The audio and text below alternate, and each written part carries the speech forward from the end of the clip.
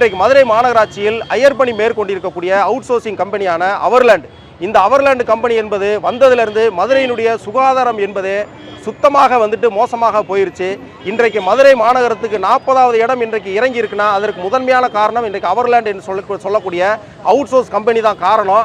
ஆனால் அந்த கம்பெனி இவ்வளவும் செய்து கொண்டு தொழிலாளிகளை அராஜகமாக கிட்டத்தட்ட எந்த ஒரு கோரிக்கையும் நிறைவேற்றாத, ஒரு செவி மடுக்காத, தொழிற்சங்களை மதிக்காத ஒரு நிறுவனமாக இருக்குது.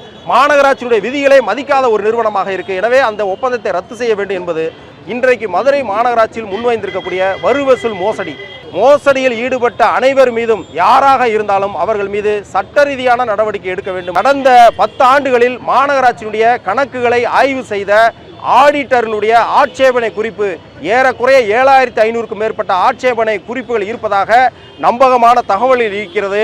எனவே அந்த தணிக்கை அறிக்கையை வெள்ளை அறிக்கையாக வெளியிட வேண்டும் என்பதையும் இந்த போராட்டத்தில் நாங்கள் கோரிக்கையாக வைத்திருக்கிறோம்.